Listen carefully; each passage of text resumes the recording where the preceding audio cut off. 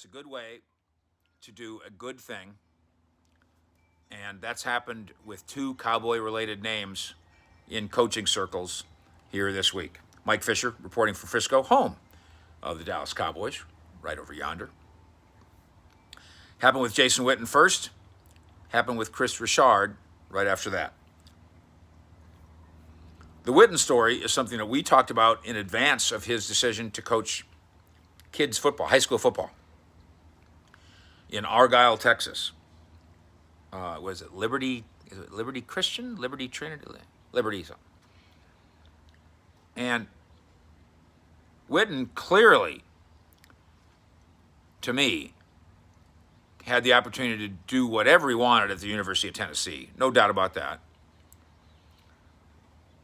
Had the opportunity, I assume, to do a lot of the things that he might have wanted with the Cowboys. Probably with the Raiders. Probably with the Titans. And then, what NFL coaching staff wouldn't want to have Jason Witten involved in some capacity? Again, as I've said before, not as the offensive coordinator. He'd never done that before. But Jason Witten as the assistant offensive line coach or the tight end coach or something. I want Jason Witten on my staff. That'd be badass.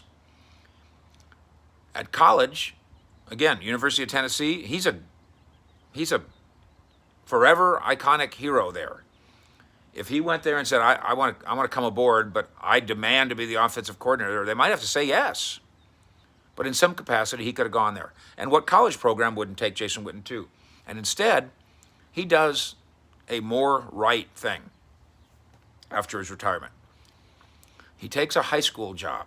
And I think at that school, the high school job is also the middle school job. So he's coaching kids. Now, his kids aren't yet 18-year-old seniors or anything. And so I work on the assumption that he's going to be dealing with his own kids every day, too, at school. Lives out in Southlake, Westlake, go up the road to Argyle. And Dad's there every day, and he's a coach, maybe even a teacher. And I've talked about Witten. I've said this to him, and I've said this to you. Actually, I didn't say that do you want to be a star part to him. That's a little much. Do you want to be a coach or do you want to be a star? Because a coach is a grinder. Watch and film. Stay till 10. Sleep in the office if you have to. And not the pay that you might think. Or you can be a star. And of course, when Witten went on TV, that was clearly part of the plan. And you could be a star coach. It can be a big deal. Do it with the media, do it with an agent, get a radio show. It's awesome. Or do you want to be a coach? This move proves that Jason Witten wants to be a coach and he wants to be a dad. And I'm telling you, having coached my kids when they were younger and coached my brothers when we were all younger, there's about nothing more special than that. Then you're with your dad. You're in the huddle with your dad. And you're in the huddle with your son or daughter. That's special. And not all of us, obviously, have a career that allows us the time to do that. I've been very fortunate that I can sneak out of work and go do that when my kids were younger and then when me and my siblings were younger. So the person that can do that and then does, I have great appreciation for it. And I have great appreciation for Jason Witten deciding I'm going to be a coach and a dad.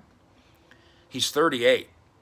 What are his kids? I don't know. What's his oldest son? Maybe 14? I don't know, 14 and 12. So, in a few years, he might say, okay, number one, my kids are almost grown. Number two, now I've got a little experience. Now I can really go coach. Now I understand it. More than I even did as a coach-like brain playing. And believe me, because I understand this. You're the coach at a high school, at a private school in Argyle. You're probably going to be some days when Jason Witten's washing football pants in a washer and dryer, for real.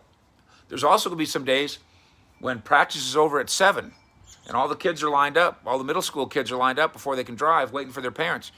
And that kid's mom doesn't show up. And what do you do when you're the head coach?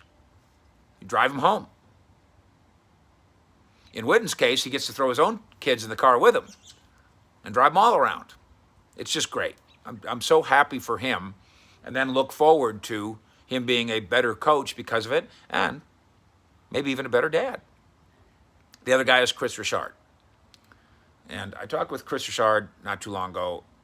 He got a raw deal here with the Cowboys. And I'm not talking about, oh, they played too much cover three, Fish, how could that, or whatever. I think there was one report saying that he was telling his safeties, don't turn your head and look or size him.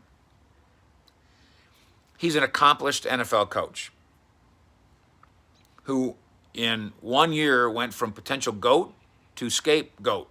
In one Cowboys year, that first year he came here, his imprint was so strong on training camp that all of us and all of you were saying, that's a head coach.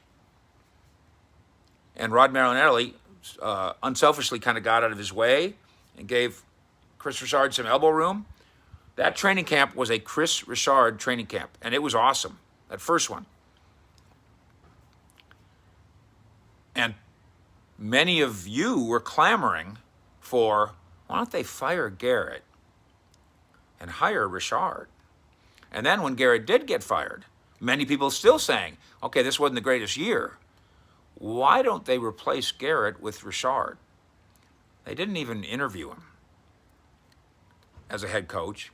Furthermore, when they did hire Mike McCarthy, I don't believe he interviewed Kris Richard.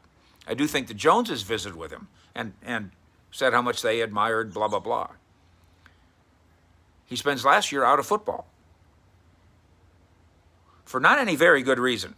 Now, I haven't asked him, no, so what have you been doing? You know, he's a family man. What are you doing? You're just watching TV?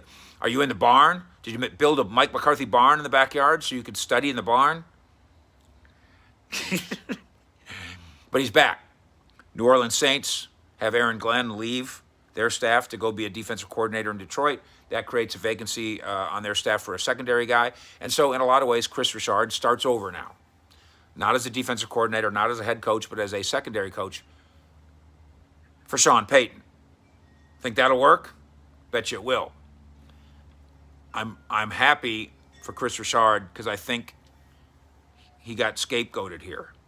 They didn't lose because of Kris Richard in his last year. There was issues on the staff with the behavior of a couple guys on the defensive staff who are no longer here. And Kris Richard got blamed for some of that. And I talked about that, and I talked about it with him. I don't think it was him. I don't think he had involvement with it. I think that some people might have looked to Kris Richard because he's a figure of authority. Can you go fix it? But it wasn't his fault. So now he gets a do-over. He gets a start over. He was Legion of Boom and all that. Then he came here highly regarded. Things were working fine for a time. How much you want to bet things work fine in New Orleans for him? So 2 good guys, one of them launching his coaching career in the right, low way, the other one relaunching his career in a way that I hope for Kris Richard becomes a very, very fast track. Thank you for hanging out with us here as you do daily. Really appreciate you listening and watching and reading and telling your friends about what we do. It's no dope. No, wait a minute. Not no dope. It's straight dope. No baloney. Pretty much all ball. Wall-to-wall ball with the fish. And again, I appreciate your participation here. We'll do this often.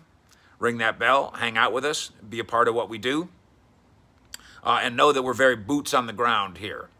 The Star in Frisco is right there. And Marcia's right there. And never the twain shall meet. Thanks, y'all. Fish out.